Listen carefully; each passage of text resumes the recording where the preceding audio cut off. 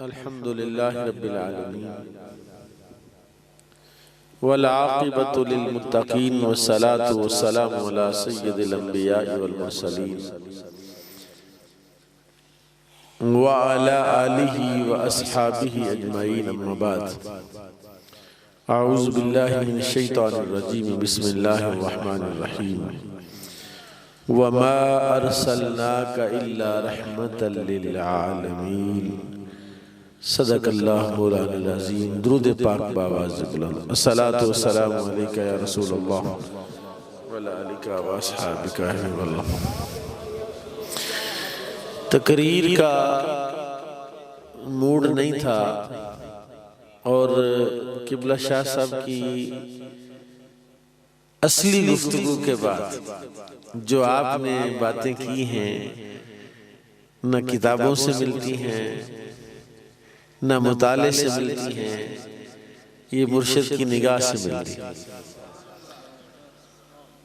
और मैं अंदर शाह साहब के साथ बात लंबी कर रहा था, जानबूझ के लंबी कर रहा था जी। मेरा दिल था कि कोई खच मुझसे बच जाए और शाह साहब मुझे झिड़क देना कि तू मुफ्ती तू मौलवी, तो वो मुझे मौका मिला नहीं। अब कोशिश करता हूँ शायद कोई बुजुर्गों की जो झिड़कियां हैं इसमें बड़ा नूर है। सच्ची बात, अगर आपको कोई पूछने वाला कोई झिड़कने वाला है तो आप खुश नसीब हैं, और अगर आपको कोई पूछने वाला नहीं है तो बड़ी बदनसीबी है। बाप है, माँ है, भाई है, उस्ताद है, पीर है, कोई आपसे कहे तू दाढ़ी नहीं रखी, तू नमाज नहीं पढ़ी गई, और तेरी कितनी उम्र हो गई, और सीधा हो जाओ, बंदा बन जा, ये उस बंदे की खुश नसीबी की अलामत है। और जिसको कोई पूछने वाला नहीं है उसका सीधा रास्ता जहन्नम की तरफ बनने की इम्कान ज्यादा है। अल्लाह उसको बचा ले तो वो करीम है। मैं एक बात सिर्फ अर्ज करूंगा, रबीउल अव्वल शरीफ शुरू हो गया है, मैं वो बात अर्ज करूंगा जो मेरे लिए मुनासिब है करना। एबटाबाद में सरकार मियां साहब मुबारक ने जरा नवाजी फरमाई, मुझे साथ ले गए। वहां पर उलमा थे, किबला अब्दुल कादिर शाह साहब थे, उनके मामू जान थे, उनके बड़े भाई थे, बड़े बड़े उलमा थे। सरकार ने कहा कि तुम भी को दो चार बातें कर लो। तो मैं उन बातों में से एक बात जो मैंने वहां की थी कि मैं शाह साहब के हुक्म के मुताबिक अर्ज करूंगा, लेकिन मैं चाहूंगा कि ये जो बंदे पिछली दीवार के साथ लगे हुए, उनको दीवार से लगने का फायदा कोई नहीं, किधर ढो ला नहीं सकते कनाद नाल, तो जरा आगे आओ ताकि तुहानू वो गल सुनाई। इस तरह तो तुसीं वखरे नहीं होंदे, शरीका वखरा, यह बरादरी उधर बैठे तो उधर बैठी दी है, लाग वंडे जा रहे हैं। थोड़ा नेड़े आ जाए, एक दफा दुरूद शरीफ पढ़ो सारे हज़रात। अस्सलातु वस्सलामु अलैका या रसूलल्लाह व अला आलिका व अस्हाबिका या हबीबल्लाह। और ये मैं बात वो करने लगा हूं जिसको हम अपनी आंखों से देखते रहते हैं। मेरे करीम आका ने इरशाद फरमाया, ऊतीतु मफातीहा खज़ाइनुस समावाति वल अर्ज़। हुजूर फरमाते अल्लाह ताला ने मुझे जमीन व आसमान के खजानों की चाबियां अता फरमा दी। अब सवाल ये पैदा होता है कि वो चाबियां क्या है जो अल्लाह ताला ने रसूल पाक को अता फरमाई, वो क्या चाबियां हैं? और मैंने अपने सर की आंखों से अपने मुर्शिद गिरामी के दस्ते मुबारक में वो सारी चाबियां देखी। सारी चाबियां अल्लाह ने मेरे मुर्शिद को अता फरमाई हैं, और आज मैंने किबला शाह साहब के पास भी वो चाबियों की झनकार देखी। सुभान अल्लाह ना, क्यों किताब पढ़े शाह साहब यानी हाफिज साहब ने तो चार्जिंग ते लाया था, तो इसका मतलब है कि चार्जिंग ज्यादा हो तो तुसी सुभान अल्लाह एडी मट्ठी कहने दो, जो सर्दियां आईयां नहीं तो ਤੁਹਾਡੀ सुभान अल्लाह मट्ठी है, तो जो सर्दियां आ गईयां तो फिर की बने? जोर से कह सुभान अल्लाह। ऊतीतु मफातीहा खज़ाइनुस समावाति वल अर्ज़।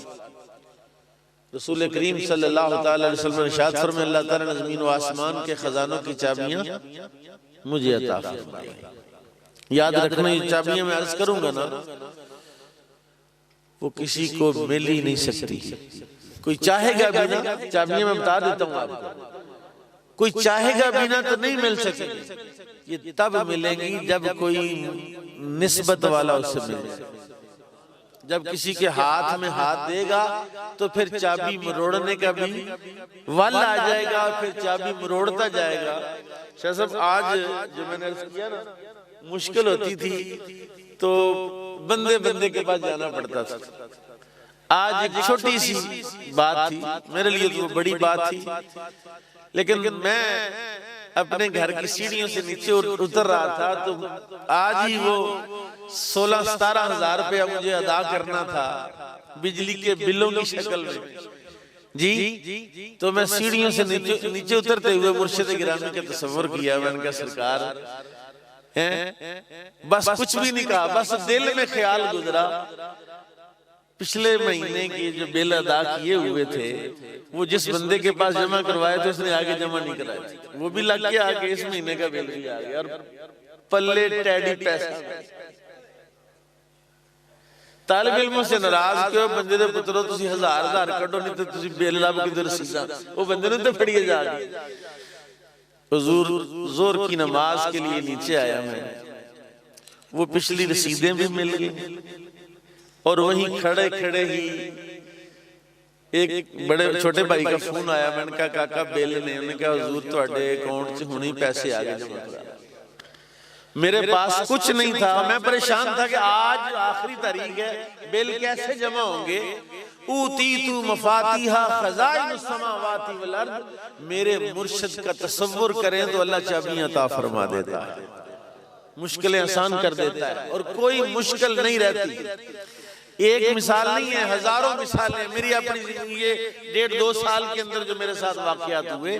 लेकिन जो बात अर्ज करने लगा हूं वो जरा तवज्जो से सुनिएगा।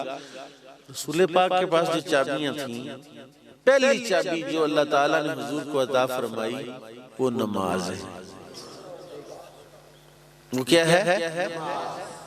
और नमाज नहीं पढ़ी जा सकती जब तक कि मुर्शिद की निगाह ना हो।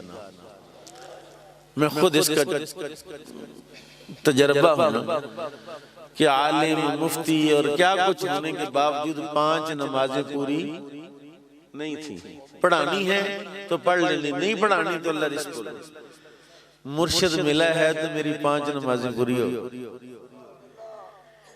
और मैं अक्सर ये सोचता हूं कि किताबों से मसला निकालना मेरे लिए मुश्किल नहीं है। कोई मसला आ जाए, आप सब बैठे हुए थे मेरी नीचे छोटी सी लाइब्रेरी में, तो हसन कहा जी वो जो सूरह मुजादला के फलां आए थे वो तो निकाले। मैंने कहा जी किस तफसीर से? रूहुल बयान से, रूहुल मानी से, जमल पढ़ी थी, सावी पढ़ी थी। तो कहता जी जेड़ी मर्जी कर लो। मैंने कहता जी मैनू फड़ाओ, मैं कट के फड़ा। इन्होंने खोली, इन्होंने कहा ये मेरा मजाक किया। वो सारी अरबी थी, उर्दू वाली तफसीरें रखनी है, किसी ना किसी ने चुप के लै जानी। मैंने दई यार मसला मैं तुम देख के दस देंगे। मैं उन्हें उत्थे रखी है सारी अरबी वाले पुत्र खड़ो केड़ा खड़े हुए हैं जी। तो बात ही अर्ज कर रहा था कि नमाज चाबी है जमीन व आसमान के खजानों की। और ये मैं नहीं कहता, कुरान कहता है। कुरान ने कहा वस्ताईनु बिस्सब्रि वस्सलाह, नमाज और सब्र से मदद हासिल करो, मदद मांगो। और मेरे करीम आका ने जब भी कोई मुश्किल पड़ी है, नमाज पढ़ी है तो मुश्किल आसान हो गई। बदर के मैदान में रसूल पाक नमाज पढ़, उधर सहाबा लड़ रहे हैं, नबी पाक नमाज पढ़ रहे हैं। जहां भी रसूल पाक के लिए तो ये नमाज बेहतरीन चाबी है और वो खजानों की चाबी है जो आसमान में है और जो जमीन में है। और अल्लाह करे कि आपको कोई निगाह वाला मुर्शिद मिल जाए, आपकी भी 5 नमाजें पूरी हो जाएं और आपकी भी मुश्किलें आसान हो जाएं। 4 दिन नमाजें पढ़ लेंगे, साल नमाजें पढ़ लेंगे, फिर नमाज नहीं होती उस बात के बगैर। लोगों को वुजू करना नहीं आता, सारी जिंदगी नमाजें पढ़ रहे हैं, इस्तिबरा का पता नहीं क्या होता। यहाँ मेरा तालिब इल्म बैठा है, जब सरकार से निस्बत हुई ना तो इस्तिबरा का लफ्ज का इस्तेमाल हुआ मेरे मदरसे में भी, बच्चों में भी। इन बच्चों ने एक शरारत की। नारोवाल के 4 या 5 बड़े बड़े उलमा मौलवियों को इन्होंने फोन किया, सरकार साडी मसीत एक मौलवी आया उनका इस्तिबरा, तो इस्तिबरा की हुंदा है? एक मौलवी ने कहा ला इलाहा इल्लल्लाह मुहम्मद रसूलुल्लाह, मैं तो लफ्ज़ ही पहली बार सुने, ला इलाहा इल्लल्लाह मुहम्मद रसूलुल्लाह, मैं तो पहली बार लफ्ज़ सुनया। ते हजे मौलवी दी गल्लां ना सुनया करो, दीन बड़ा सौखा है, मौलवी ने औखा कर छड़िया। ये उसका जवाब। दूसरे ने भी इसी तरह के लतीफे ही हैं वो, तो इस्तिबरा ही नहीं करते आप, तो आपकी नमाज कैसे होनी है? यानी मैं एक हदीस पढ़ रहा था, ये दुर्रतुन नासिहीन वाले ने भी ये हदीस नकल की है कि रसूल करीम ने इरशाद फरमाया, जो बगैर वुजू के नमाज पढ़ता है अल्लाह उसकी कब्र को जहन्नम की आग से भर देगा। तो जिस बंदे ने इस्तिबरा ही नहीं किया उसका तो वुजू कामिल नहीं हुआ, और बगैर वुजू के नमाज पढ़ रहा है, तो नमाजी की नमाज की वजह से उसकी कब्र जहन्नम की आग से भरी रहेगी। तो कहां गई तुम्हारी नमाज? तुम्हें तो इस्तिबरा से नहीं पता कि इस्तिबरा क्या चीज है, और इस्तिबरा के बगैर नमाज नहीं होती, इस्तिबरा के बगैर वुजू नहीं होता, और जब इस्तिबरा के बगैर वुजू नहीं होता, नमाज नहीं होती, तो फिर मसीते जाने का, टक्करे मारने का, दौड़ लगाने का, पाले में सर्दी में निकलने का फायदा क्या है? इसलिए पहली चाबी जो है खजानों की वो नमाज है, और अल्लाह करे आपको नमाज पढ़नी आए। अल्लाह हम सबको नमाज पढ़ने का सलीका अता फरमाए। इस्तिबरा में बता ही देता हूँ कि इस्तिबरा क्या है, क्योंकि हमारे सरकार मुर्शिद गिरामी कदर की दर्द है, कोई मजलिस ऐसी नहीं है। परसों मलखा वाला में गए शाह साहब, सजाद शाह साहब के बड़े बड़े उलमा थे, उन्होंने मुकाबला उसने किरात रखा हुआ था, तो सरकार ने कहा वो मसला नहीं बताया, बैठो भी बैठो, सारे बैठो, मुफ्ती साहब मसला बताओ। लंबी लाइन थी उलमा की, मैंने कहा ये उलमा तशरीफ फरमा है, इन सब ने इस्तिबरा के बारे में पढ़ा हुआ, जिन्होंने किताबें कहते हैं फलाने मुफ्ती साहब है, ये मुफ्ती साहब है, ये मुफ्ती साहब है, ये मुफ्ती साहब है। मैंने कहा आप इनसे पूछ लें इन्होंने इस्तिबरा का मसला पढ़ा है कि नहीं पढ़ा। मैंने कहा अगली बात मैं नहीं करता कि इनसे पूछें इस्तिबरा करते हैं कि नहीं करते, ये नहीं मैं पूछता, क्योंकि मैं खुद नहीं करता था। मुझे तो सरकार से बैत होने के बाद भी 1.5-2 साल मैं इस मखमसे में रहा कि यार ये जरूरी भी है कि नहीं है। फिर एक दिन ये शाह साहब किबला तशरीफ फरमाए हैं, बड़े हाल में बैठे बात की इस्तिबरा की कि किसी मदरसे में गए और वहां पूछा कि कितने बंदे इस्तिबरा करते, सिर्फ 2 बंदे इस्तिबरा करते, 3 बच्चे इस्तिबरा करते। मेरे आंखों से पट्टी उतरी कि यार ये इस्तिबरा कुछ है। क्या लफ्ज इस्तेमाल कर रहा हूं? सारे बोलो तो सही, सारे नहीं बंदे बोल रहे, पिछले नहीं बोल रहे। इस जो मुसलमान है उसको इस्तिबरा करना जरूरी है, उसको इस्तिबरा का पता करना जरूरी है, उसको इस्तिबरा का जानना जरूरी है, और उसको रोजाना हर नमाज से पहले जब भी वो छोटा पेशाब करेगा उसे इस्तिबरा करना जरूरी है।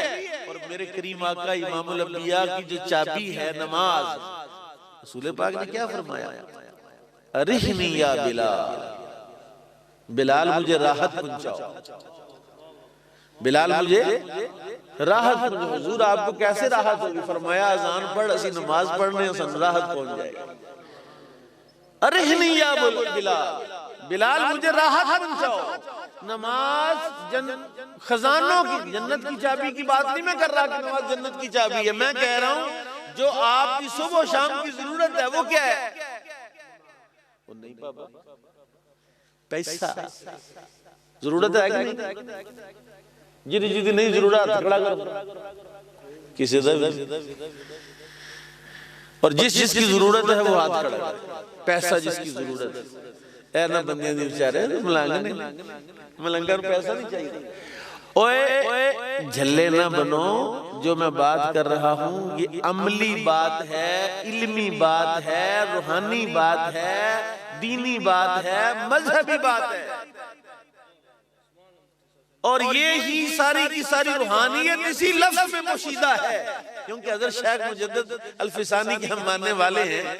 आपने फरमाया जिस दौर में दीन की किसी एक छोटी सी अकाई का इनकार हो, उसे हल्का समझे, तो सारा का सारा दीन सिमट के उसी अकाई में आ जाता है। गाय के ज़िबे पर पाबंदी लगी, हालांकि गाय ज़िबा करना तो जरूरी नहीं है, फर्ज नहीं है, वाजिब नहीं है। आप बकरे का भी कुर्बानी दे सकते हैं, ऊंट की कुर्बानी दे सकते हैं, लेकिन उन्होंने हिंदुओं ने कहा गाय ज़िबा नहीं करनी। आपने फरमाया सारा दीन गाय के ज़िबा में ही आ गया। जब तक गाय ज़िबा नहीं होगी ये दीन आगे बढ़ेगा। और आपने औरंगजेब आलमगीर को क्या कहा जब आप उसने कहा जी इजाजत है आप जेल से चले जाएं? अब मैं जेल से नहीं जाता जब तक मेरी 3 शर्तें पूरी नहीं होंगी। क्या? पहली शर्त क्या है? पहली शर्त यह है कि औरंगजेब आलमगीर अपने तख्त पर खड़ा होकर अजान दे। क्या करे? अजान दे। दूसरी शर्त यह है कि बादशाह खुद महल के दरवाजे पर गाय ज़िबा करे। यानी जिस दौर में दीन की जिस अकाईद को लोग हल्का समझे, अल्लाह वालों की नजर में वही अकाईद पूरा का पूरा दीन बन जाता है। जब तक वो नाफिज ना हो जाए अल्लाह वाले आगे बढ़ते ही बढ़ते। और मेरे मुर्शिद ने ऐसी नब्ज पकड़ी है ना जमाने की, इस्तिबरा। हर कोई मजलिस ऐसी है, कोई महफिल आप सब ऐसी है जिसमें पांचों वक्त नमाज के बाद रावियान शरीफ में भी ये मसला इस्तिबरा, वो बंदे जिन्होंने 2000 मरतबा ये लफ्ज सुना हुआ है, ये मसला सुना हुआ है, सरकार उनको भी सुनाते हैं। अल्लाह नमाज, ये आप सब बताएंगे इस्तिबरा क्या चीज है। ये मजलिस के बाद में तजस्सुस भी तो कि इस्तिबरा शय क्या है। जिस तरह मौलवी ने नहीं कहा ला इलाहा मुहम्मद रसूलुल्लाह, मैं तो लफ्ज़ पहली बार सुने जी। अब ऊतीतु मफातिहा खज़ाइनुस समावाति वल अर्ज़, अल्लाह ने मुझे ज़मीन व आसमान के खजानों की चाबियां अता फरमाई। दूसरी चाबी क्या है? दूसरी चाबी अल्लाह ने जो रसूलुल्लाह को अता फरमाई है वो कुरान है। वो क्या है? अब कुरान पढ़ते जाएं, अमीर होते गए। जो जो अमीर होना चाहता क्या करे? कुरान नहीं पढ़े, कुरान पढ़े। क्या पढ़े? कुरान पढ़े। यानी जो अमीर होना चाहता कुरान की तिलावत करता जाए, अल्लाह उसे अमीर से अमीर तर करता चला जाएगा। और मैं हदीस सुनाता हूँ आपको एक इस बात पे। हुजूर ने फरमाया इन्नल्लाह यरफ़उ बिहाज़ल किताब अक़वामन व यदउ बिही आख़रीन। ये किताब है जो आपकी मस्जिद में पड़ा हुआ, जिसको उल्ली लगी हुई है। आप किसी भी गांव से आए हैं, किसी भी मोहल्ले से हैं, किसी भी शहर के, किसी बड़ी जामा मस्जिद के नमाजी हैं, आज ही जाके सुबह जाके कुरान पाक की अलमारी खोलिएगा, सबसे नीचे जो कुरान का नुस्खा पड़ा हुआ है, देखें उसका क्या हाल है।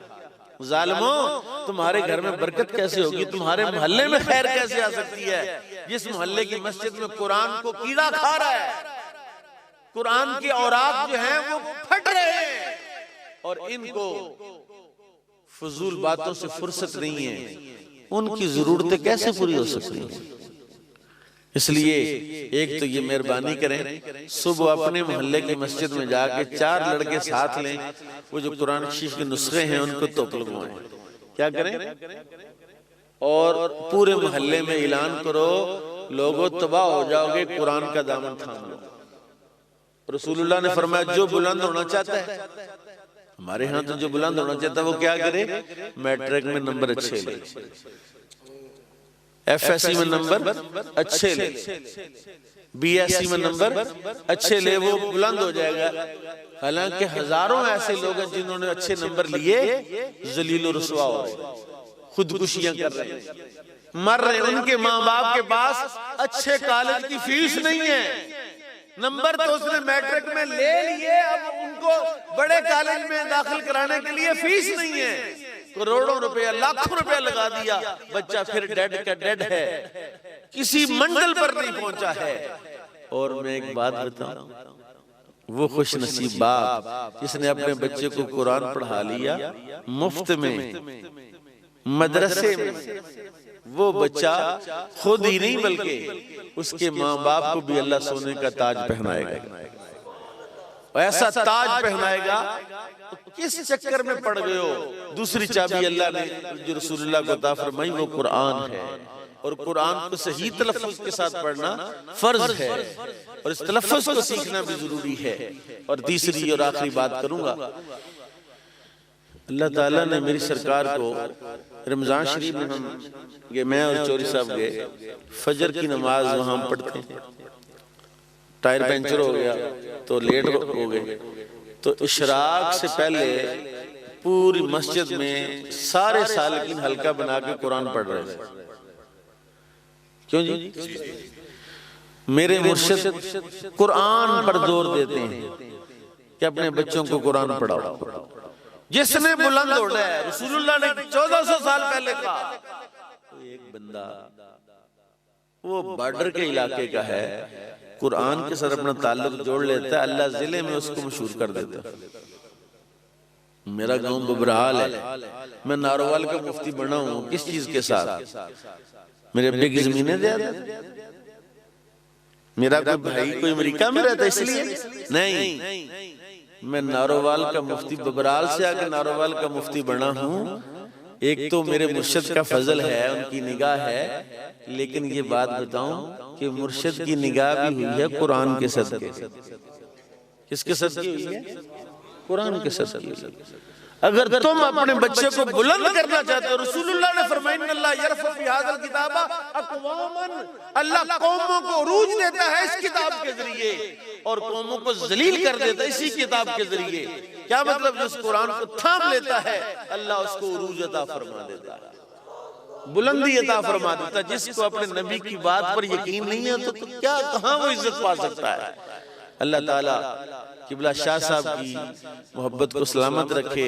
ये जिनका फैज है ना, इनके पास एक ऐसी तवज्जो है जो हम में से किसी के पास सच्ची मुच्ची नहीं।